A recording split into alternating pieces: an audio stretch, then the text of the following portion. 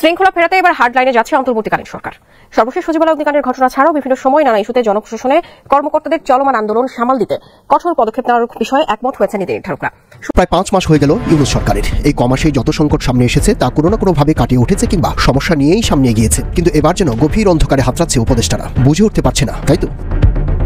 প্রশাসনের গ্রাম বাংলায় একটা কথা আছে যে চুন খাইয়া ভাই গাল পড়ছে, তো দই দেখলেও কিন্তু এখন চুনই লাগে। আবার এই মুহূর্তে আজকে যখন এই ঘটনাটা সামনে আসলো, তো কমেন্টের দিকে আমি তাকাচ্ছিলাম। বিভিন্ন ধরনের কমেন্ট, আমরা বাঙালি অনেকে বিভিন্ন ভিডিওতে নিশ্চয়ই আমার ভিডিওতে অনেকে কমেন্ট করতে আসেন, আজকে নাইম ভাইয়ের একদম এই নিউজটা যখন সামনে এসেছে তখন বেশ কিছু প্রশ্ন আমাদের সামনে উঠে এসেছে। প্রথমত, আমাদের যে সরকারি সেক্টরগুলো তারা কি জবাবদিহিতার জন্য কার কাছে আসলে দায়বদ্ধ?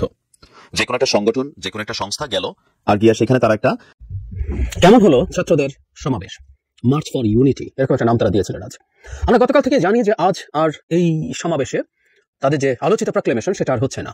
এরপরই বলা যায় যে এই সমাবেশ সম্পর্কে। আসসালামু আলাইকুম দর্শক, নতুন একটি ভিডিওতে আপনাকে স্বাগতম। বাংলাদেশের যে বর্তমান রাজনৈতিক পরিস্থিতি এবং প্রেক্ষাপট সৃষ্টি হয়েছে তারই আলোকে বেশ কয়েকটা গুরুত্বপূর্ণ ভিডিও নিয়ে হাজির হয়েছে, যার কিছুটা অংশ বিশেষ ভিডিওর শুরুতেই দেখছেন। দর্শক, ভিডিওর শুরুটা দেখেই কিন্তু বুঝতে পেরেছেন আজকের নিউজটা কতটা গুরুত্বপূর্ণ হতে চলেছে। তাই বলবো, যারা ভিডিওটি দেখছেন না টেনে সম্পূর্ণ ভিডিওটি মনোযোগ সহকারে দেখতে থাকুন, তাহলে আজকের বিষয়টা বুঝতে পারবেন। দর্শক, এই বিষয়ে আর কিছুই বলবো না, চলুন দেখে আসি আজকের সেই কাঙ্ক্ষিত ভিডিওগুলো। তার আগে বলবো, যারা এখনও চ্যানেলটি সাবস্ক্রাইব করেননি অবশ্যই সাবস্ক্রাইব করে পাশে থাকা বেল বাটনটি অন করে দিবেন, আর যারা ইতিমধ্যে সাবস্ক্রাইব করেছেন তাদেরকে অসংখ্য ধন্যবাদ। তো চলুন দর্শক, ভিডিওতে একটি লাইক দিয়ে ধারাবাহিকভাবে সবগুলো ভিডিও দেখে আসি।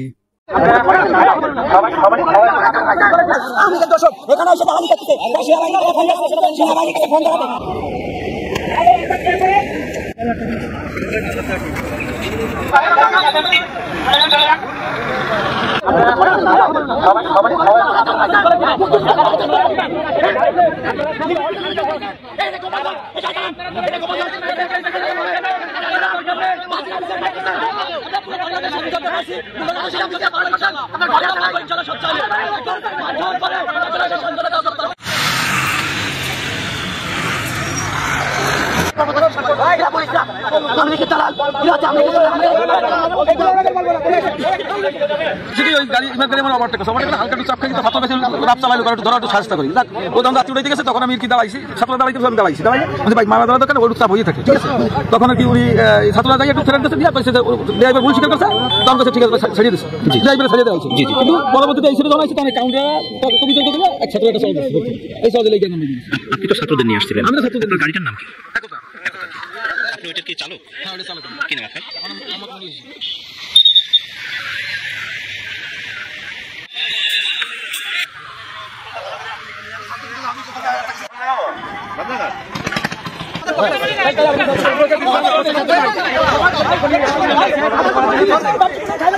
শৃঙ্খলা ফেরাতে এবার হার্ডলাইনে যাচ্ছে অন্তর্বর্তীকালীন সরকার। সর্বশেষ সচিবালয় অগ্নিকাণ্ডের ঘটনা ছাড়াও বিভিন্ন সময় নানা ইস্যুতে জনপ্রশাসনে কর্মকর্তাদের চলমান আন্দোলন সামাল দিতে কঠোর পদক্ষেপ নেওয়ার বিষয়ে একমত হয়েছে নীতি নির্ধারকরা। সূত্র বলছে, জনপ্রশাসন সংস্কার কমিশনের সুপারিশ নিয়ে ক্যাডারদের আপত্তিকর আচরণ এবং কমিশন প্রধানের পদত্যাগের দাবিতে সম্মেলন করে আলটিমেটাম দেওয়ার বিষয়টিকে মোটেও ভালোভাবে দেননি সরকার। এমন পরিস্থিতি সামাল দিতে সরকার ও কমিশনের বিরুদ্ধে বক্তব্য দেওয়া কর্মকর্তাদের চিহ্নিত করা হয়েছে। এর মধ্যে রাষ্ট্রীয় একটি গোয়েন্দা সংস্থা একটি প্রতিবেদনও জমা দিয়েছে প্রধান উপদেষ্টার কার্যালয় সহ বিভিন্ন দপ্তরে। ইসু বারফিনের রিপোর্ট জানাচ্ছেন আবিদ হাসান। একমাত্র ওয়ালটন এসি দিচ্ছে 1 বছরের রিপ্লেসমেন্ট গ্যারান্টি। জনপ্রশাসনে শৃঙ্খলা ফেরানোর ব্যাপারে সরকারের পক্ষ থেকে এখনো কোনো আনুষ্ঠানিক বক্তব্য না এলেও সম্প্রতি তথ্য ও সম্প্রচার উপদেষ্টা নাহিদ ইসলামের বক্তব্যে তাদের কঠোর অবস্থানের বিষয়ে আভাস মিলেছে। গেল শুক্রবার কৃষিবিদ ইনস্টিটিউশনে এক অনুষ্ঠানে উপদেষ্টা নাহিদ আমলাদের কর্মকাণ্ডের সমালোচনা করে বলেন, সাম্প্রতিক সময়ে আমলাদের বক্তব্য শুনে বোঝা যাচ্ছে তারা এক ধরনের হুমকি দিচ্ছে। এটার সাহস তারা পেয়েছে বিগত সময়ে। আমলাতন্ত্র নির্ভরতাকে কাজে লাগিয়ে ফ্যাসিজম তৈরি করা হয়েছে। অভিযুক্ত আমলাদের বিরুদ্ধে সরকার কি ব্যবস্থা নিচ্ছে? ওই অনুষ্ঠানে সাংবাদিকদের এমন প্রশ্নের জবাবে নাহিদ ইসলাম বলেন, এটা নিয়ে বৈঠক করেছেন তারা। আগামী সপ্তাহে আসবে কঠোর পদক্ষেপ।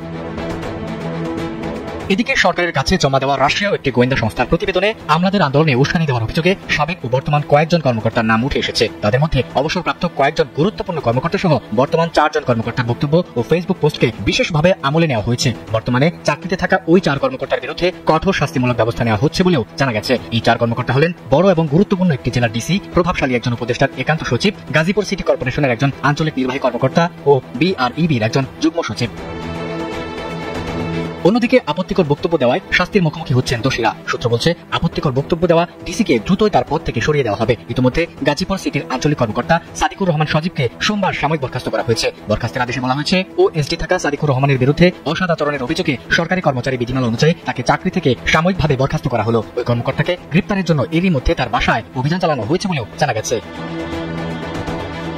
সার্বিক পরিস্থিতি নিয়ে জনপ্রশাসন বিশেষজ্ঞ মোহাম্মদ ফিরোজ মিয়া কালবেলাকে বলেন, প্রয়োজনে প্রজ্ঞাপনের মাধ্যমে কঠোর বার্তা দিতে হবে। আমাদের বলতে হবে যেন তারা আন্দোলন থেকে সরে গিয়ে জনসেবায় মন দেয়, কারণ তাদের ধারাবাহিক আন্দোলনের ফলে জনসেবা বিঘ্নিত হচ্ছে। পাশাপাশি তাদের চাকরি বৃদ্ধির বিষয়টিও স্মরণ করিয়ে দিতে হবে। তবে শাস্তিমূলক ব্যবস্থা নেওয়ার বিষয়ে সতর্ক করে দিয়ে ফিরোজ মিয়া বলেন, এখনই ঢালাওভাবে চাকরিচ্যুতি কিংবা অন্য কোনো চূড়ান্ত সিদ্ধান্তে যাওয়া ঠিক হবে না। এমনটি হলে প্রশাসন ঠিক মতো ফাংশন করবে না। আবিদ হাসান, কালবেলা।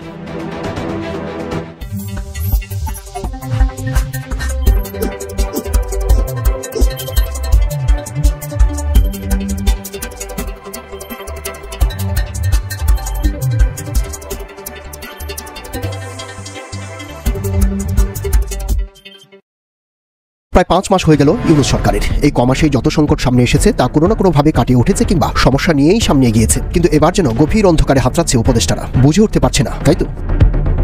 প্রশাসনের হৃৎপিণ্ডে আগুনকাণ্ড অনেকগুলো বিচ্ছিন্ন ঘটনাকে সামনে নিয়ে এসেছে। যেমন সচিবালয়ে আগুন লাগার ঘটনার জেরে সাংবাদিকদের অ্যাক্রেডিটেশন কার্ড বাতিল করা হলো সাময়িকভাবে, কিন্তু স্পষ্ট এবং যৌক্তিক কোনো ব্যাখ্যা দাঁড় করাতে না পারায় সচিবালয়ের আগুন ছড়িয়ে পড়েছে গণমাধ্যমে। একই সময় সমন্বয়ক হাসনাত আব্দুল্লাহকে নিয়ে তোলপাড়, সেটিও গণমাধ্যম ইস্যুতে। সময় টিভির কর্মকাণ্ডে হস্তক্ষেপ করার খবর প্রকাশ পেয়েছে বিশ্বের প্রমিনেন্ট সংবাদ সংস্থাগুলোতেও, যদিও হাসনাত তার বিরুদ্ধে ওঠা অভিযোগ অস্বীকার করে বক্তব্য দিয়েছেন। এই সুযোগেই বিএনপির সুর আরও উচ্চকিত হলো। বিএনপির কিছু কিছু নেতার কথাবার্তায় মনে হচ্ছে যেন কোনো সংস্কার দরকার নেই, ঘুম থেকে উঠেই দেখি নির্বাচন হয়ে গেছে, অন্তর্বর্তী সরকার বিদায় হয়েছে। এসব ছোট ছোট ঘটনাগুলো এক হয়ে সরকারের সামনের পরিস্থিতিকে মহিরুহ মনে হচ্ছে। কিন্তু একটা নজিরবিহীন গণ অভ্যুত্থানের পর কেন এমন সব কঠিন চ্যালেঞ্জের মুখে পড়তে হলো অধ্যাপক ইউনূসের নেতৃত্বাধীন অন্তর্বর্তী সরকারকে, যেখানে দলমত শ্রেণী পেশা নির্বিশেষে সবার অংশগ্রহণ ছিল স্বতঃস্ফূর্ত? রাজনৈতিক ও জনপ্রশাসন বিশ্লেষকদের প্রশ্ন, অভ্যুত্থান চেষ্টা কিংবা অভ্যুত্থান পরবর্তী সময় যে সরকার ক্ষমতায় থাকবে তার ক্যারেক্টার বা চরিত্র কেমন হওয়া উচিত? সেই জায়গায় ঘাটতি থাকায় প্রত্যাশার প্রাপ্তির ফারাকটা বেশ আমার মনে হচ্ছে ডক্টর ইউনূসের সরকার ঠিক এই জায়গাটিতে খাবে খাচ্ছে। তারা মনে করিয়ে দেন মিশর, তুরস্ক এবং শ্রীলঙ্কার কথা। 2016 সালে প্রেসিডেন্ট রিসেপ তাইয়েব এরদোয়ানকে হঠাতে তুরস্কে একটি সেনা অভ্যুত্থানের চেষ্টা হয়েছিল, যা জনগণের প্রচেষ্টায় ব্যর্থ হয়। কিন্তু সেই ব্যর্থ অভ্যুত্থানের পরের গল্পটা ছিল আরও কঠিন। সরকারি হিসেবেই অভ্যুত্থানের দায়ে রাতারাতি সামরিক বাহিনীর প্রায় 6000 সদস্যকে বন্দী করা হয়। এর মধ্যে 4 জন জেনারেল আর 29 জন কর্নেল। অপসারণ করা হয় প্রায় 3000 বিচারপতিকে। চাকরি গিয়েছিল হাজার হাজার আমলার।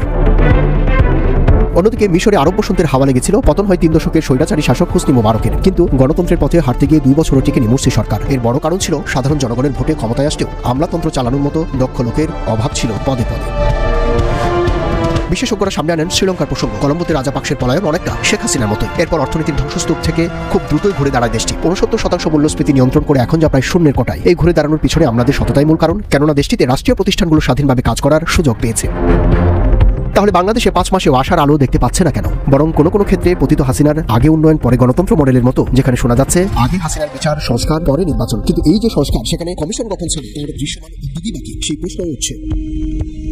যেসব উপদেষ্টারা আছেন পরিষদে, গুটি কয়েক বাদে তাদেরও ফেস ভ্যালু কম। এখনো দেশের বেশিরভাগ মানুষই চিনেন না তাদের, জানেন না তারা কি করছেন। তাদের চালাচ্ছেন পুরনো ফেসিবাদ কাঠামোর আমলারা, যাদের কাছে কিনা পরাজয় মেনে নিয়েছিল ঝানু পলিটিশিয়ান মোহাম্মদ নাসিম ও তুফাইলরাও। তাহলে কি করা উচিত? ঠিক এই সময় এসে এমন প্রশ্নের জবাব দেওয়া মুশকিল। তবে সচিবালয়ের সাংবাদিকদের পথ বন্ধ হোক আর যাই হোক, দ্রুত তদন্ত প্রতিবেদন এবং ব্যবস্থায় বলে দেবে এই সরকারের ভবিষ্যৎ কি।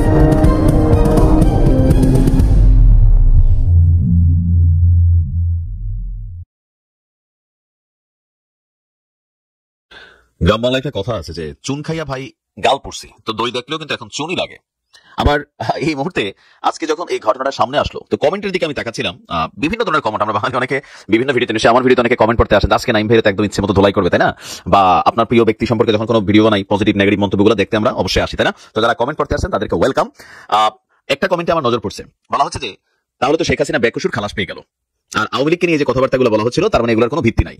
ঘটনা কোন জায়গা থেকে, কিসে থেকে শেখ হাসিনা বেকসুর খালাস পেয়ে গেল? কোনো মামলা না, তবে মোটামুটি 99% লোকের মনেই, মানে আওয়ামী লীগ যারা করেন না আর কি, আওয়ামী লীগ যারা করেন তাদের হিসাবটা আলাদা, বাট আওয়ামী লীগ করেন না এমন মানুষগুলোর মধ্যে 99% মানুষ ধরেই নিছিল যে এটার পেছনে আওয়ামী লীগের হাত। ইভেন আমলা লীগ বা আরো ভেতরে থাকা কোনো লীগের লোকেরা এই কাজটা করেছে। খেয়াল আছে নিশ্চয়ই আমাদের সচিবালয়ে ইতিহাসের একটা ডিফারেন্ট ঘটনা ঘটছে যে দুই ছাত্র উপদেষ্টা যারা আছেন তাদের দুজনের অফিসগুলোতে একটা রহস্যময়ভাবে আগুন লেগেছিল। তো এই ঘটনা নিয়ে বেশ কয়েকটা দিন আপনার চাঞ্চল্যকর অবস্থানে গেছে। তো আজকে আপনারা ইতিমধ্যে জানেন যে সচিবালয়ের অগ্নিকাণ্ডের যে ঘটনায় কেউ কেউ বলছিলেন বিস্ফোরণ, কেউ বলছিলেন নাশকতা, আর বলছিল যে এটা আওয়ামী ফেসিস্টদেরই কাজ, 100% আমলাদের কাজ, আমলারা এখানে নথিপত্র গায়েব করতে চাইছে। এখানে যখন শেখ পরিবারের বিরুদ্ধে দুর্নীতি নিয়ে নানা পড়ছে দুদকে, তখন এখানে ঘটনাগুলো কেউ ঘটানোর চেষ্টা করছে, আওয়ামী লীগের 100% জড়িত এমন বক্তব্য ছিল। তো এই যে অভিযোগ বা এই যে ধরেন তীর ছুড়ে গেছিল আওয়ামী লীগের দিকে, সেখান থেকে আজকে তারা বেকসুর খালাসি পেয়েছে। সচিবালয়ে আগুন লাগার ঘটনায় যে সিসিটিভি ফুটেজ বের হয়েছে সেটা তো আমরা দেখছি, সেখান থেকে ক্লিয়ার। এর বাইরে তদন্ত কমিটি যারা ছিলেন তারাও রিপোর্ট দিয়েছেন যে এই ঘটনায় কোনো নাশকতার প্রমাণ মেলেনি। উচ্চ পর্যায়ে তদন্ত কমিটির প্রাথমিক রিপোর্টে তারা জানিয়েছেন বৈদ্যুতিক লুজ কানেকশনের কারণে অগ্নিকাণ্ডের সূত্রপাত হয়েছে। তবে কুকুরের বিষয়টা এখানে ক্লিয়ার, আমরা দেখলাম যে কুকুরটা এসে এখানে সামনে চেয়ারের মধ্যে বসছে। প্রশ্ন হচ্ছে সচিবালয় কতটা সুরক্ষিত বা নিরাপদ, কারণ আমরা জানি পৃথিবীর বিভিন্ন জায়গায় বড় বড় সন্ত্রাসী গোষ্ঠীরা এরকম কুকুর দিয়ে কিন্তু অপারেশন চালায়। যেমন ধরুন কুকুরের গায়ে একটা জ্যাকেট বাইজা সেখানে ঢুকাই দিল, তারপর নিচ থেকে রিমোট দিয়ে পুরো ভবন উড়াই দিল। এরকম ঘটনা কিন্তু সারা পৃথিবীতে ঘটে যারা বড় বড় নাশকতা করেন। তো আমাদের সচিবালয়ের 7-8 তলার মধ্যে একটা কুকুর উঠে যাচ্ছে, এটা একটু অস্বাভাবিক আমার কাছে মনে হয়েছে যে আমাদের নিরাপত্তা প্রহরীরা কোথায় ছিল, ওই দিন ছুটি থাকলো নিশ্চয়ই এই মন্ত্রণালয়ের তো একটা নিরাপত্তা সিস্টেম আছে। আচ্ছা, রাষ্ট্রীয় অতিথি ভবন যমুনার সামনে এক প্রেস ব্রিফিং এ এই তদন্ত জানিয়েছে, তদন্ত রিপোর্ট দিয়েছে আমাদের কমিটি যারা আছেন। স্বরাষ্ট্র মন্ত্রণালয়ের সিনিয়র সচিব নাসিমুল গনি বলছেন সচিবালয়ে আগুনের ঘটনায় ব্যক্তি সংশ্লিষ্টতা খুঁজে পায়নি তদন্ত কমিটি। বৈদ্যুতিক তারের লুজ কানেকশন থেকেই সচিবালয়ে আগুন লাগছে, আগুনটা লাগার আসলে সময় পায় নাই, একদম কি একটা টাইমে লাগাইয়া পুরো হুলস্থুল ঘটাই দিছে। তদন্ত কমিটির অন্যতম সদস্য বুয়েটের অধ্যাপক ডক্টর মাকসুদ হেলালি বলছেন আমরা প্রধান উপদেষ্টার কাছে এটা দিয়েছি, প্রাথমিক তদন্ত কমিটির রিপোর্ট নিয়ে 1 ঘন্টা বিস্তারিত আলোচনা হয়েছে। প্রধান উপদেষ্টা বিশেষজ্ঞ দলের কাছে বিভিন্ন বিষয়ে খুঁটিনাটি জেনে নিয়ে ভবিষ্যতে করণীয় সম্পর্কে প্রয়োজনীয় দিক নির্দেশনা দিয়েছেন। তো সোর্স একটাই, তবে টানেলের কারণে অন্যদিকে গিয়েছে, ফলে 6 তলা শেষ না করে 7 তলার আগুন নেভানো সম্ভব ছিল না।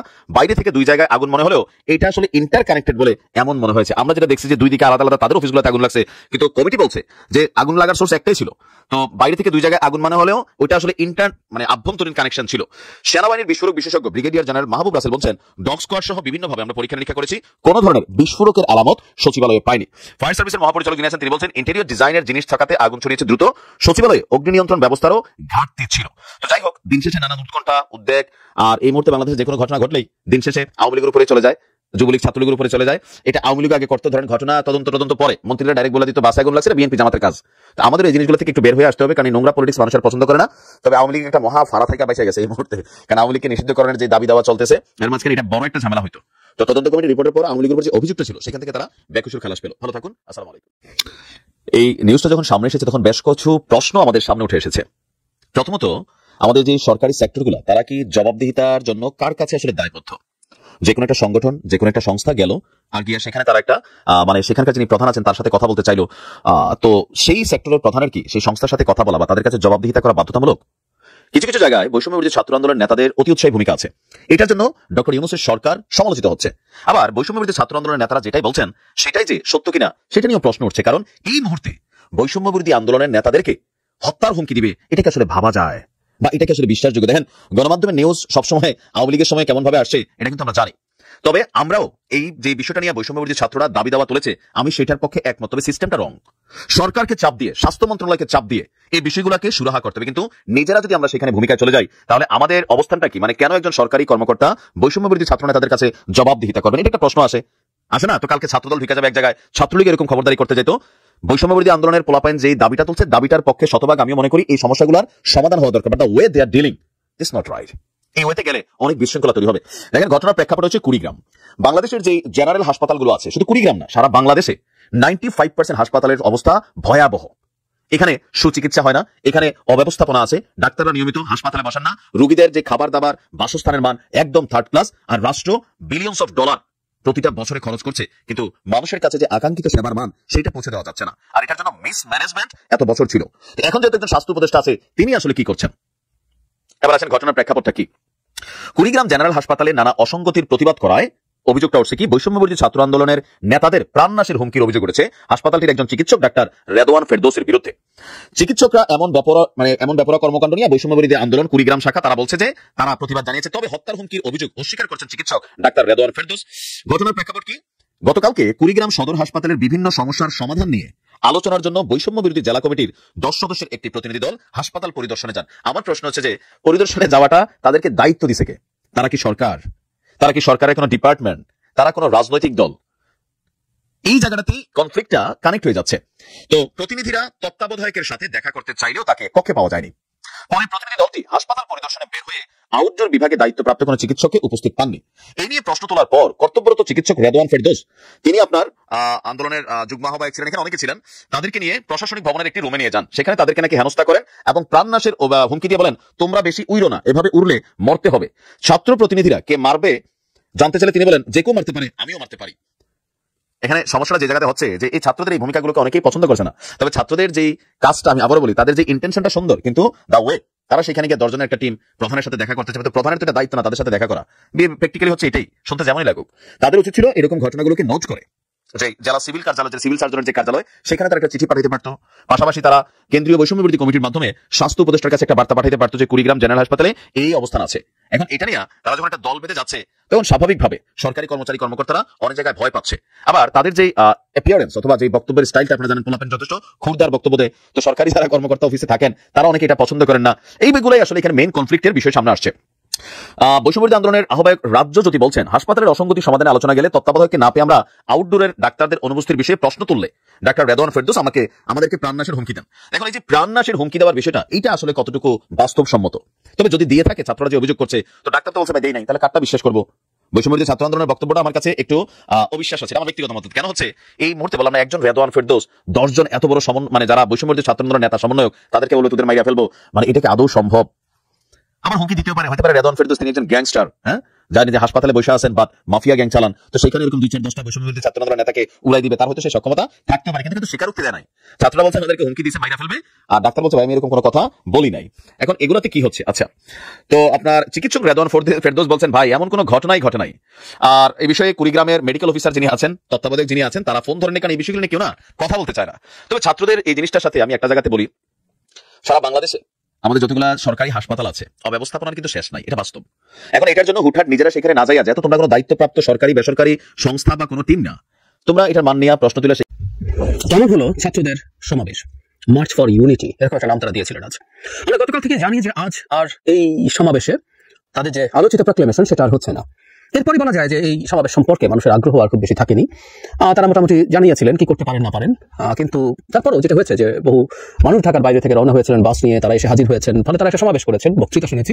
আমি সবচেয়ে গুরুত্বপূর্ণ যারা আছেন তাদের কথা শুনলাম এবং কি টেকঅ্যাওয়ে নিয়ে কয়েকটা কথা একটু বলতে চাই। একটাই আসলে গুরুত্বপূর্ণ জায়গা আছে, সেটা নিয়ে শেষে বলছি। তাদের বক্তৃতার মধ্যে মোটামুটি সরকারের সমালোচনা আছে, এক্সপেকটেশন আছে। সমালোচনা প্রত্যেকেই করছেন আইন শৃঙ্খলা রক্ষা নিয়ে, দ্রব্যমূল্য নিয়ে, সরকার কেন সিন্ডিকেট ভেঙে দিতে পারছে না, সরকারের ব্যর্থতা ইত্যাদি ইত্যাদি। আমরা সামনের দিনগুলোতে ইনফ্যাক্ট বৈষম্য বিরোধী ছাত্র আন্দোলন এবং জাতীয় নাগরিক কমিটির সদস্যদেরকে সরকারের বিরুদ্ধে আরো টাফ হতে দেখবো, কারণ তারা যেহেতু রাজনৈতিক দল করতে যাচ্ছেন এবং যেহেতু তাদের গায়ে কিংস পার্টির তকমা যুক্ত আছে, তাই তাদেরকে যথেষ্ট সরকারের সমালোচনা করে, বা অন্তত এভাবে যদি সরাসরি বলি, দেখিয়ে তাদের দলটা করতে হবে ওই তকমাটা ছেড়ে ফেলার জন্য। তাদের তকমা দূর করা যাবে কিনা সেটা ডিফারেন্ট আলোচনা, তারা সেই চেষ্টা করবেন যেহেতু উনি রাজনৈতিক দল হয়ে উঠতে চাইছেন। সো এই সমালোচনা দেখবো, এগুলো নিয়ে আলোচনা হয়েছে। আহতদের চিকিৎসা নিয়ে কথাবার্তা বলেছেন, নিরাপত্তা ঠিক মতো মানুষের দেওয়া যাচ্ছে না, এগুলো নিয়ে আলোচনা হয়েছে। পররাষ্ট্রনীতি নিয়ে কথা হয়েছে, ভারত সম্পর্কে অ্যাটিটিউড কি হবে, এবং জরুরি কথা আওয়ামী লীগের বিচারের কথা এসছে। আওয়ামী লীগের শেখ হাসিনা এবং তার দোসরদের বিচার হতে হবে, এবং আবারও ঘুরে ফিরে তারা যে কথাটা বলছে সেটা আজও আসলো, সেটা হচ্ছে এই বিচার না করে কোনো নির্বাচন বাংলাদেশে হবে না। তারা এটাকে যুক্ত করেছেন। আমরা চাইবো তারা ভবিষ্যতে এই বিচারটা কোন পর্যায় পর্যন্ত বলছেন। যদিও আমরা কিছুদিন আগেই আমাদের আইন উপদেষ্টা তার বক্তব্য দিয়েছেন, তাতে আমরা দেখতে পেয়েছি, অ্যাটর্নি জেনারেলের বক্তব্য দেখতে পেয়েছি, সেখানে মোটামুটি একটা ধারণা পাওয়া গেছে যে এই বছরের মধ্যেই বিচার, মানে প্রাথমিক কনভিকশন হতে পারে, বিচার শেষ হতে পারে, সেটা রায় হতে পারে। সেটা যদি হয় তাহলে সরকারের যে ইলেকশনের অ্যালাইনমেন্ট, তার সাথে বিচার আর সাংঘর্ষিক কিছু তৈরি করছে না। কিন্তু আমি আগেও এই প্রশ্ন উত্থাপন করেছি, আমি এখনো বলতে চাই, 1 বছরের মধ্যে যদি বিচার শেষ হয়, যেটা এখনো শুরু করা যায়নি, 25 সালের মধ্যে যদি শেষ করতে হয়, তাহলে ইন্টারন্যাশনাল যে স্ট্যান্ডার্ডস আছে সেগুলো আদৌ মেনটেইন করা সম্ভব হবে কিনা সেটা নিয়ে আমার সন্দেহ আছে। এবং এটুকু আমরা মনে রাখবো যে শেখ হাসিনা এবং তার দোসরদের বিচার যদি ইন্টারন্যাশনাল স্ট্যান্ডার্ড মেনটেইন করে না হয়, বিশেষ করে ইন্টারন্যাশনাল ক্রাইম ট্রাইব্যুনালে যেখানে মানবতা বিরোধী অপরাধের বিচার হবে, সেটা যদি না হয়ে থাকে, সেটা খুবই বড় প্রশ্ন তৈরি করবে। যাই হোক, মূল কথায় আসে, তাদের আসলে মূল যে বক্তব্য বাচ্চা কেউ ছিল, কারণ তারা যে হাইপটা তৈরি করেছিলেন সেটা হচ্ছে তারা একটা প্রক্লেমেশন দেবেন। সেই প্রক্লেমেশনটা যেহেতু দিতে পারেননি এবং সরকার মাঝখানে যে স্টেপটা নিয়েছে, আমি আমার সকালের ভিডিওতে বলেছি, এটা একটা খুবই ভালো স্টেপ হয়েছে। এবং স্টুডেন্টরা আজ তাদের প্রক্লেমেশনটা ঘোষণা না করে দেওয়াটা খুবই ম্যাচিওর্ড কাজ হয়েছে। মানে এটা না ঘোষণা করা কারো কাছে মনে হতে পারে তারা পরাজিত হয়েছে, কিন্তু আমি সকালেই বলেছি না, তারা পরাজিত হননি।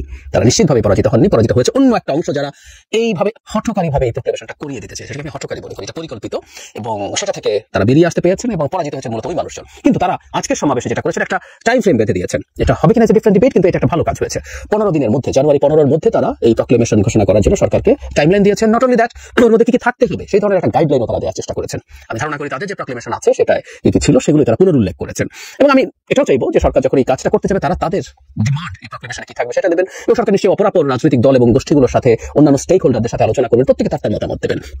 ছাত্রদের দিক থেকে যদি এই প্রক্লেমেশনের উপরে চাপ জারি রাখা হয়, এটা একটা ভালো কথা। এবং আমরা যদি আসলে পারি, আমি জানি না, আমি নিশ্চিত নয় ঠিক কথা পেরে উঠবো কিনা, যদি সবাইকে ইনক্লুড করে এবং এই প্রক্লেমেশনের সবাই যদি ওন করে এবং তারা যদি এটাকে ঘোষণা দেয় যে তারা এটার মধ্যে আছে এবং তারা এন্ডোর্স করছে, এটা একটা চমৎকার ব্যাপার হবে। এটা একটা চমৎকার ব্যাপার হবে এবং ছাত্ররা এখন তাদের ভবিষ্যৎ রাজনীতির ক্ষেত্রে এই জায়গায় আসবে। এখন একটা জিনিস মনে রাখতে হবে, তারা যে খসড়া প্রক্লেমেশনটা তৈরি করেছিলেন, তাদের এটা নিশ্চয়ই বোঝার ব্যাপার আছে যে হুবহু এটা আসলে হবে না। যখনই আমরা সর্বসম্মতভাবে কিছু করার চেষ্টা করি, তখন সবগুলো পক্ষকে বিভিন্ন ক্ষেত্রে ছাড় দেওয়ার মানসিকতা রাখতে হয়। আমি আশা করি ছাত্ররা সেই মানসিকতা রাখবেন। এবং আবারও আমি আসলে মূলত এই ভিডিওতে সেই কথাটাই বলতে চাই, হঠকারিতার পাল্লায় তারা যারা না পড়েন।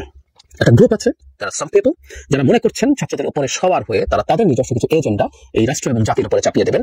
ছাত্ররা যেন সেই ব্যাপারে সতর্ক থাকেন। তারা তাদের স্বার্থে, রাষ্ট্রের স্বার্থে, তাদের রাজনীতির স্বার্থে তারা এখন রাজনীতি করবেন। এই প্রক্লেমেশনের সাথে রাজনীতি আছে, সুতরাং তাদের রাজনীতির স্বার্থেও যতটুকু লাগবেই, আবার যতটুকু ছাড় দেওয়া হয়, তারা যাতে তাদের নিজের সিদ্ধান্তে কাজটা করেন, আমরা সেই জিনিসটা দেখতে চাই। আর যেটা শুনেছি, বিভিন্ন মাধ্যমে জানতে পেরেছি, আমরা অনেকেই হয়তো জানি, এটা এই সমাবেশ নিয়ে বা এই প্রক্লেমেশন দেওয়া থেকে পিছিয়ে আসা নিয়ে ছাত্রদের মধ্যে এক ধরনের বিভেদ তৈরি হয়েছে, যেটা বেশ খারাপ পর্যায়ে যাওয়ার পরিস্থিতিও তৈরি হয়েছিল গতকাল। আমি জানি না সেটা এখন কি অবস্থায় আছে। আমি আশা করবো তাদের মধ্যে ঐক্যটা ভাঙবে না, ঐক্যটা থাকবে। তারাও একইভাবে মেনে নিন যে গণতন্ত্র মানে বা একটা গণতান্ত্রিক ব্যবস্থা মানেই হচ্ছে এটা যে আমি যা চাই সবসময় সেটা পূর্ণ হবে না। আমার মনের ইচ্ছা পূর্ণ না হওয়া বিষয় নিয়েও কাজ করে যাওয়াটাই হচ্ছে গণতন্ত্র।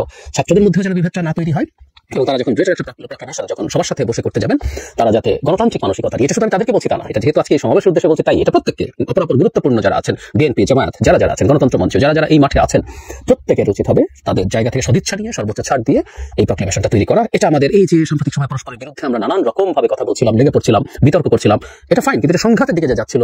আমরা যদি এই একটা জায়গায় একমত হয়ে একটা প্রক্লেমেশন তৈরি করতে পারি, একটা ঘোষণাপত্র তৈরি করতে পারি, সেটা সেই বিভেদের পরিস্থিতিটাকে অনেকটা ভালো দিকে নিয়ে যাবে।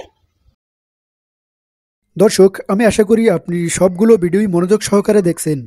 সেই সাথে দর্শক, এই ভিডিওগুলো সম্পর্কিত যদি কোনো তথ্য এবং মতামত থাকে তাহলে কমেন্টে জানাবেন। এতক্ষণ সাথে থাকার জন্য ধন্যবাদ। আজকের মতোই এ পর্যন্তই। আল্লাহ হাফেজ।